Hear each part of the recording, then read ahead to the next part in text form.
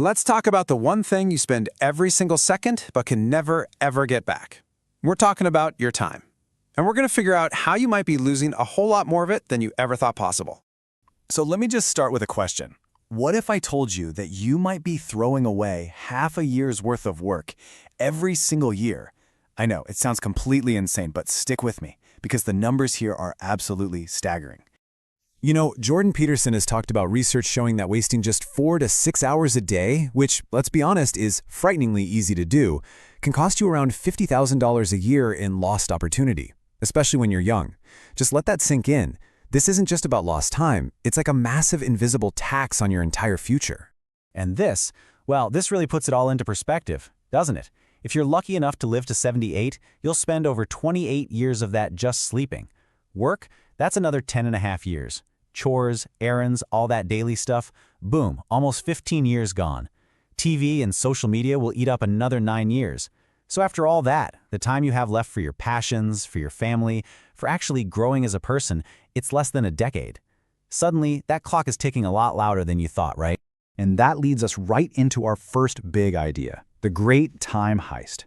See, we usually think of wasted time as some kind of personal failure, a lack of discipline. But I want you to start thinking about it differently. I want you to see it as a silent, daily theft of the most valuable thing you own. And this all comes down to one really powerful idea: opportunity cost. It's so simple, but it's huge. Every hour you spend mindlessly scrolling is an hour you can never get back to learn that instrument, or build that business, or just be present with someone you love. Every time you say yes to a distraction, you're saying a hard no to your own potential. The real question is, what dreams are you saying no to right now without even realizing it? Okay, so once you realize your time's being stolen, the next step is to completely change how you approach getting what you want in life. And this brings us to a massive mindset shift, courtesy of the philosopher Jim Rohn. It's all about moving from a mindset of needing to one of deserving. Just look at the difference here. On the left, you've got that passive language of need. I need a crop. You know what the world says back? Who is this clown that brings me his need but brings me no seed? But on the other side, you've got the active language of deserving. It's not about give me $10, it's how can I earn $10? It's not waiting for an opportunity, it's knocking on doors until one finally opens. You know, Jim Rohn just boiled this whole thing down to one killer line: take your seed to the marketplace, not your need. The world doesn't care about what you need, it cares about the value you bring.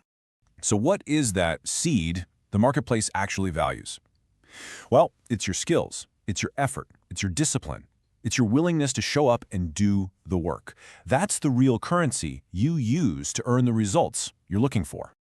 So, getting that deserving mindset, that's the foundation. But what kind of engine do you build on top of it? Let's dive into the mindset of winners and take a look at what's really driving them. And it really comes down to this fascinating question, doesn't it? What is it that truly fuels greatness?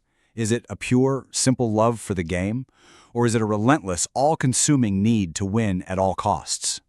This slide really lays out the two paths you can take. On one hand, you've got the competitor, the classic Michael Jordan type. His entire engine ran on anger, on perceived slights, on this constant need to prove he was the best by crushing everyone else. His focus was 100% on the outcome. Then, on the other hand, you have the creator. This person is driven by the process itself. Their motivation comes from within, a love of the craft, a desire to meet their own high standards.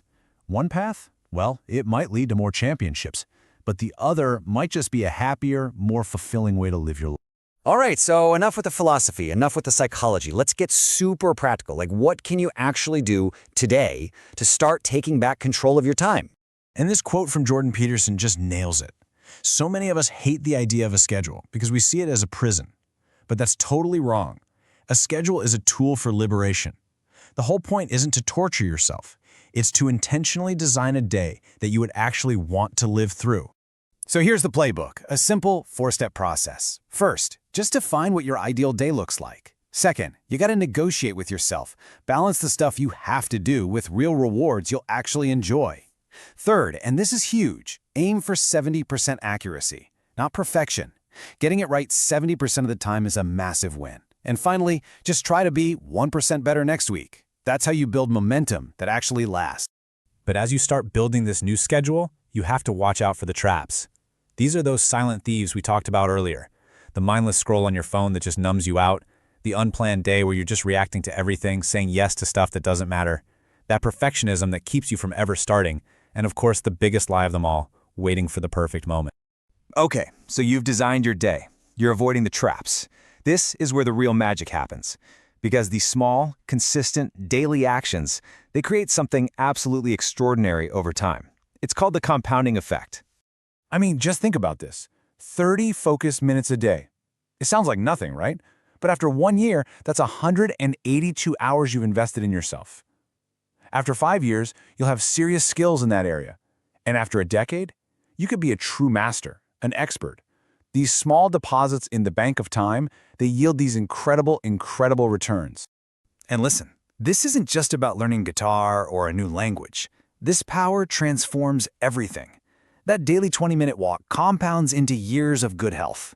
That 10-minute conversation with your partner every night compounds into a lifetime of trust and intimacy. It's the simple, daily choices that quietly build a remarkable life. Now you might be sitting there thinking, man, I've already wasted so much time. We all feel that. But this old proverb has the answer. Yeah, sure, the best time to plant that tree was 20 years ago. You can't change that. But the second best time, the only time you actually have any control over, is right now. So, I'll leave you with this final thought. Every single day, the treasury of time opens its doors just for you. It is filled with priceless opportunities.